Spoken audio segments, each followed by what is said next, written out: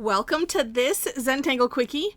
My name is Heather Hartwick Gladden. I'm a Certified Zentangle Teacher, and today we're going to take a look at the Tangle Sundoo from CZT Jane MacKugler.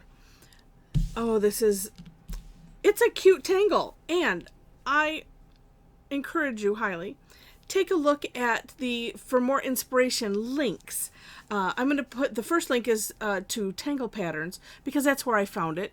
And I always like to look at Linda's little step out, even if sometimes she just has a link in her article that will point you to Jane's blog. I'm going to put that link also in the description section, but I like to link to both. Because, well, in the Tangle Patterns, we'll have a link to the inspiration behind this. And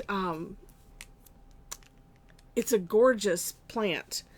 I'm going to dare say cousin to Seymour, so you're going to have to go and just take a look. So this one, I'm just going to draw one large one, but know that you can fill in a section with these if you want. Really, really neat. And again, take a look at the For More Inspiration link for just that, more inspiration. Now, we will see how many petals, if you will, that I end up with. On my step out, I kept getting 6. And her pattern has 5. And in Zentangle, well, if you don't know this, it really doesn't matter.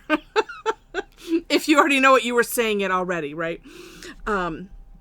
Okay, so it's a big loop-to-loop. And in my step out also, if you have trouble like I do a lot of times, I'm like, oh, how do I start that out?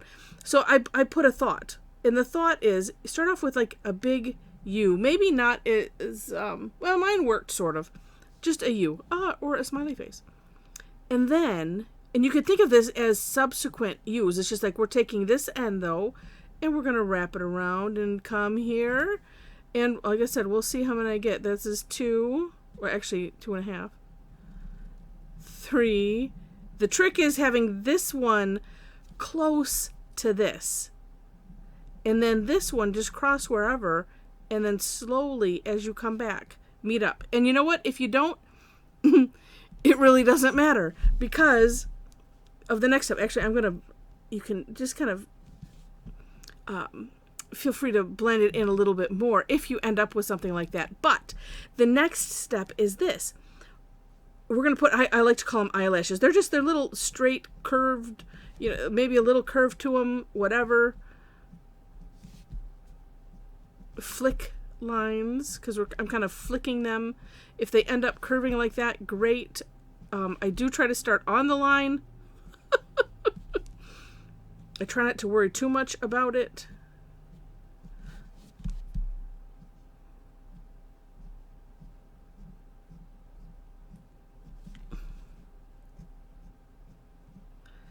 But on the line and then go from there, Heather. That's the way to do it. I'm making mine a little bit longer than I had thought, but I kind of like it. Adding a little curve, as you can see, this like eyelashes, right? That's why sometimes I will call them that, because that's what they look like. But just all the way around these loops that you've created. I'm going to go back and fill in that one spot. I try not to do this where I'm filling in a gap. That time it turned out good. Sometimes not so much. Sometimes it's just better to just leave it. Yeah, and listen, watch me not pay attention to what I just said. All right. And then, now, of course, you can decorate. Let me look again. Yeah. However you wish. But what Jane has us doing is essentially aura-ing that inside section and then filling in. Now, I imagine you could do lots of things. Looking at Linda's, she filled the whole thing in, and that still looks fine.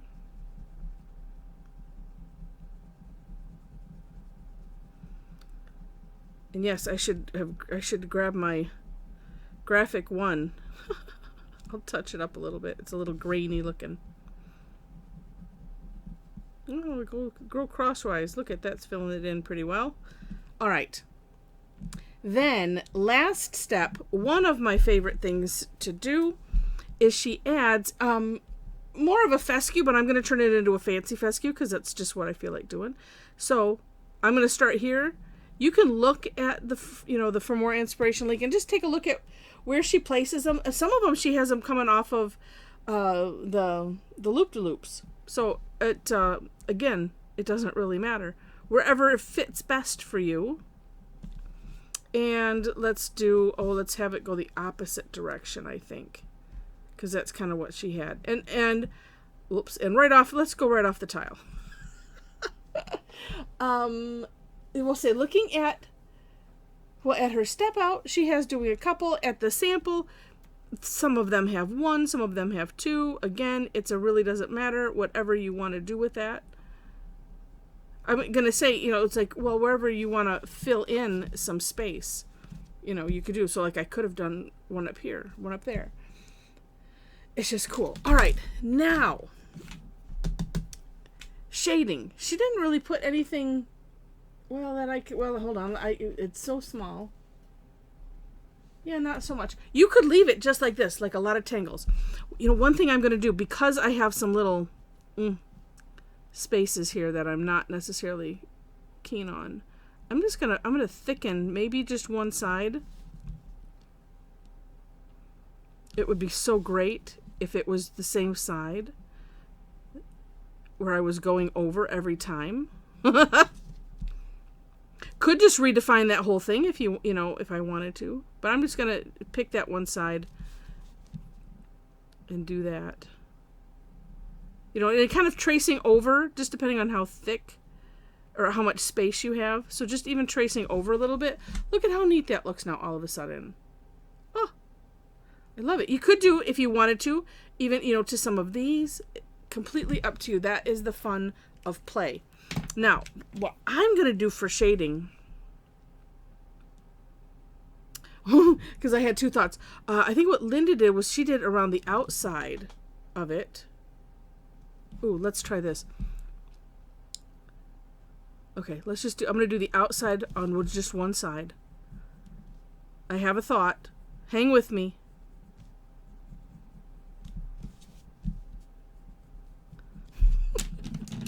It's always an experiment. It's a live experiment. The only thing I barely pre-plan is what I'm doing. This. Sometimes when inspiration strikes, you just gotta go with it, And I hope it encourages you to do the same, because Zentangle play is so much fun. That looks kind of cool. Because this was the first thought I had before I decided to thicken things. And I'm still going to do it. I'm going to add some graphite to the same side that I thickened.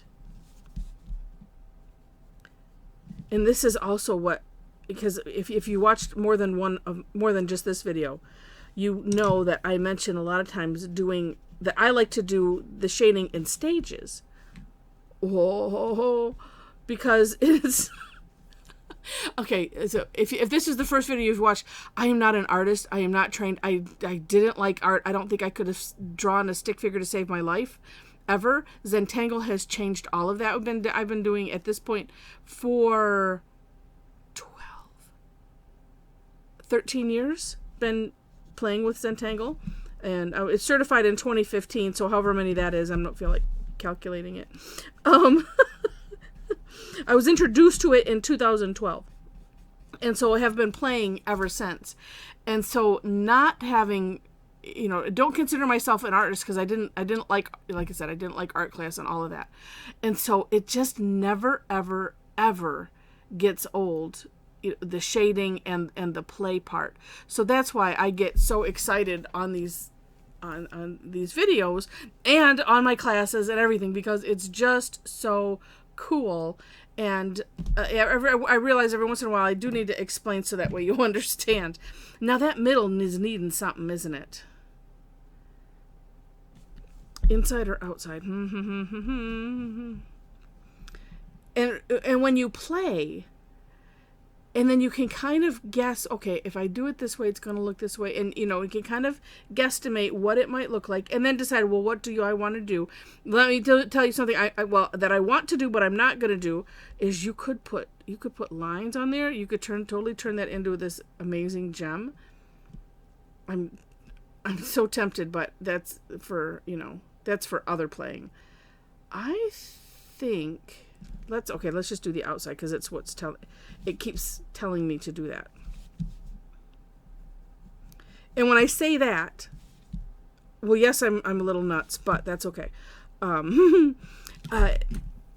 Is that thought that keeps coming into my head. So that's why I say, oh, okay, it's telling me to do that because it's like that is the predominant. It's like just, the outside. No, inside. No, outside. The outside, it was just like stronger in my head. So that's how I interpret it, is like, that's what I'm supposed to do. That's how your Tangle can talk to you. I like it. Oh my gosh. How fun is that? How fun. Now let's see, whichever way I want to have this. Oh gosh, that's really neat. You could also do, oh no, I'm just going to do it with this. You can do a little drop shadow. Let's see, if I'm doing that this way, I guess I need to do it this way. I just tickled the pencil on the paper and I, didn't care what it looked like. Just kind of following a little offset. Oh, the things that I've learned about art through Zentangle. It's absolutely amazing. Oh my goodness. All right, this is really cool. It's turned out way cooler than I was even thinking in my head and when I was doing the step out and playing with it. So it's the inspiration of being here with you. All right, and if you enjoyed this, and I hope you did, please click the like button. And if you liked it enough to see more, please click to subscribe as well while you're clicking. I mentioned the description section and that in it you will find links to step outs. I always do my own version and I mentioned that one. Below those you'll find ways to connect with me if you wish. If a link to my website, my Facebook page, so if you want to follow me, both of those places you can follow my blog on my website and the Facebook page. If you're interested in classes, I do teach twice a week. A lot of them are free. I do have some that are paid so I can keep the lights on and keep myself in pens and things.